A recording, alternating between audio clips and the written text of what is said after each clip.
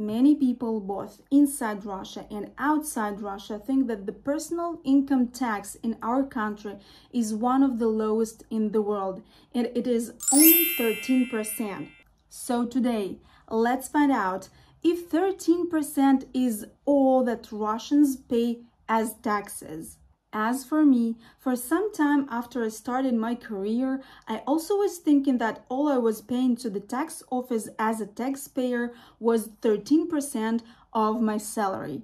But I remember it was 2013 and I was working at a small company, and our CEO, which we call general director in Russia, was sitting together with us, with his employees, and we were talking, about some stuff, and I was telling that, so we were discussing something about money, taxes, Russia, other countries, and I was like, oh, don't you know that in Russia we pay only 13% as taxes, and that's it. In other countries, taxes are like 40% of the income. And this general director, he was like, Ksenia, do you know that beside those 13%, I pay of your salary to the tax office additional 30%. 30% additional of my salary. And I was like, no, I don't know that. To tell you the truth, I didn't believe him. I was like, maybe he wanted just to, to cheat a little bit, to mock me or something like that. So after this conversation, I started a research on the internet, and it occurred that he was telling the truth, actually.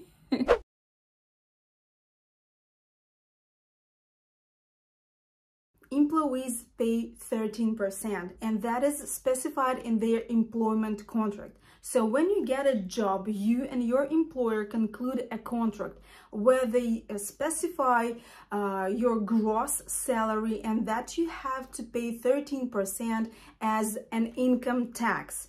Also, this contract stipulates such things as employers' rights, employees' rights, your working hours per week, your working hours per day, your vacation, and other things. And no other numbers are stipulated by this contract. And here we get to the point where it is getting interesting. So, as an employee, I pay 13% income tax of my salary. Note that people who earn more than 5 million rubles a year pay 15% income tax. And I don't pay that tax myself. My employer pays it for me, acting as a tax agent. The next payments are also done by the employer of my salary, and it was before 2023. 22% of employees' salary was paid by the employer to the pension fund. 5.1% of employees' salary was paid by the employer to the medical care fund. And 2.9% of an employee's salary was paid by the employer to the social fund for such purposes as maternity leave payments and sick leave certificate payments. On the whole, 30% additional payments are paid of my salary by my employer to different social funds in Russia. Also, employers have to pay from 0.2 to 8.5% as accident insurance at work for their employees, depending on the level of danger of the work that their employees do. For better understanding, let's consider an example. Let's imagine a girl. Her name is Vera, and she works at a company as a logistics specialist. Her gross salary is 50,000 rubles a month, and that is specified in her employment contract. So she pays 13% of her gross salary to tax office, and that is 6,500 rubles a month. Additionally, her employer pays 22% to pension fund of Russia, and that is 11,000 rubles to medical care fund. Her employer pays 5.1% of her salary monthly, so it's the amount of 2,550 rubles a month. To the social care fund, her employer pays 2.9% of her salary a month, and that is 1,450 rubles a month. So totally, Vera pays 21,500 rubles of her salary to the tax office and the social fund of Russia each month. Starting from 2023, the pension fund and the social fund were reorganized, and now the employers have to pay all that 30% of salaries of their employees to the unified social fund of Russia. And here is where we get to the problem. So many people in Russia don't even realize that they are paying extra. They think that they pay only 13% and that's it. But there are a lot of people who are aware that they are paying extra of their salary each month, but they think that their employer takes that money from his own pocket, from his own income, and gives to the social fund, to this unified social fund of Russia. But that is not true. So the employer considers that money as their salary. And there is sometimes there is even a like salary fund in the company, and all this money, this extra 30%, is considered as salary fund of the company. That's why my employer think that this is my salary. But of course, if something will be changed in Russia regarding the taxation sphere in tomorrow, it doesn't mean that my employer will increase my salary by like 30% and pay me like more. Of course not. But if it was made like in the beginning of this, you know, taxation, I don't know, like rules, so now we would have to pay our taxes ourselves, and maybe our salaries were higher, because in such a case people would really start asking questions. Why am I paying like 43% of my salary, and the roads, the medical facilities are in such a horrible state, in such a horrible conditions? Maybe that would bring us to higher salaries eventually. Of course, nobody will pay 30% more tomorrow if like a tax reform will happen. Of course not. There is no such a thing as a standard deduction in Russia. However, there is a deduction for people who have children. So I asked my colleagues at work if they receive such a deduction, and one of my colleagues who has one child told me that she receives such a deduction in the amount of 1,500 rubles a year. I just, you know, asked her if I was not mistaken, like 1,500 rubles a year, and she said yes, exactly like that. The situation with self-employed people in Russia is quite good from the point of view of self-employed people. So for many years they were in so-called shadow in the eyes of the Russian tax office. Such people were working, they were rendering their services, they were receiving money and didn't pay taxes at all. So, not stupid people are working in the tax office, so they decided to bring those people from the shadow to the taxation light by introducing a new tax regime in Russia, self-employment with very low tax rates. So now self-employed people are paying 4% of their income if they work with individuals, and they pay 6% of their income if they work with legal entities. And they pay no more.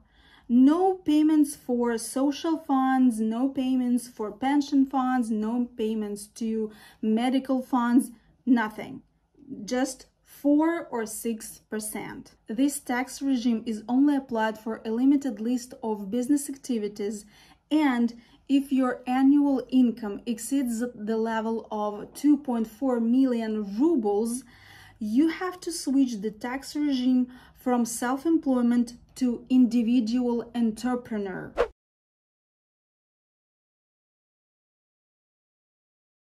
Individual entrepreneurs pay 13% as income tax, and also they have to include VAT to the prices of their services or goods. There are also other tax regimes for individual entrepreneurs with different tax rates, starting from 4% to 13%, and with different payments to social funds, and that is quite interesting.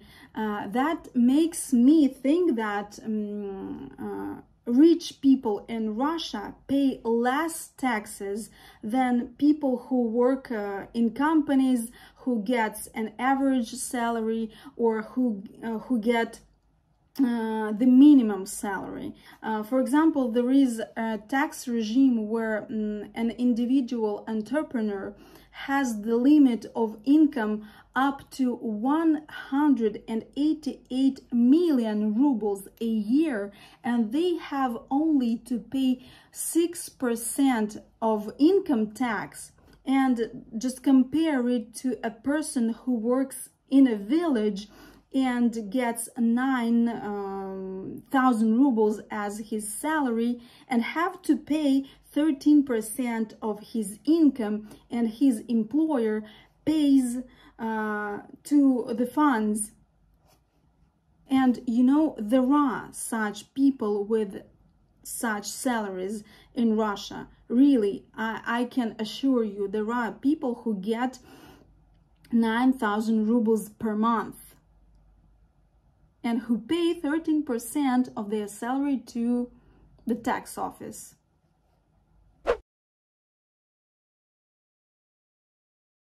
There are also different kinds of taxes that we pay each day. We pay taxes for clothes, we pay taxes for food. So regarding food, for one item we pay 10% VAT, for others we pay 20% VAT. So for example, for milk, for meat, we pay 10%, for coffee, for vegetables, we pay 20% VAT. Also, there are such kinds of taxes as excise taxes, like excise taxes for alcohol, excise taxes for oil and gas, excise taxes for using the roads. For example, truck drivers pay such taxes when they go somewhere with the goods in their truck. So we pay a lot of different taxes, and also we pay like car taxes. We also pay property tax, land tax. Of course, property tax and land tax is much lower than in Western countries, but still we pay that. And I remind you that our apartments are much smaller than your houses. Even your smallest house can be bigger than our biggest apartment, like in our oldest apartment buildings and so on. Of course, medical care is not free in Russia. Remember that. So, medical care in Russia is only free for children, for disabled people, for retired people, and for self-employed people. So, if you take Russian classes online and your teacher is living in Russia, he or she most probably are self-employed, so they don't make payments to social funds and medical care funds. That's why they think that medical care is free in Russia, but that is not true. That means that I and people like me who work for companies and who pay like 13% tax, we also pay 5.1% of our salaries through our employer to health care fund every month. And that means that I pay for medical care of self-employed people. So next time when your Russian teacher will tell you that medical care in Russia is free, just laugh at his or her face. It's not free. It's not. There is also such a thing as tax returns in Russia, and you can return your taxes for several reasons. For example, when you buy an apartment, for medical care services, for studies, for physical training. I don't know what it's about, I didn't get it. Then you can return your tax from life insurance, and if you had to assess your qualification with an independent company, something like that. But again, here is some limitations. For example, if we speak about tax return for buying an apartment, so it's only happens once in life, so only for one purchase. You cannot return taxes for all your apartments that you will buy, only one. And the money limit is 2 million rubles. So if your apartment costs more than 2 million rubles, like 5 million rubles, you will get tax return of 2 million rubles. That's it. And tax returns can have only those people who pay 13% income tax. If you pay less, you will not get it. For medical care, the money limit is 120,000 rubles. So if you pay, for example, for something done with your teeth, and your amount of money exceeds 120,000 rubles a year, you will get tax return only from 120,000 rubles a year. The same goes with studies, and only so if you took a course at like studying company which doesn't have a license, you will not return taxes. So my dear friends, this is all I wanted to tell you today, and now you have a little knowledge of the taxation system in Russia. Of course, there are other things to tell about taxes in Russia, but I just told you briefly how things work for me, for self-employed, for individual entrepreneurs. So my dear friends, this is all for today, and see you in the next video. Bye.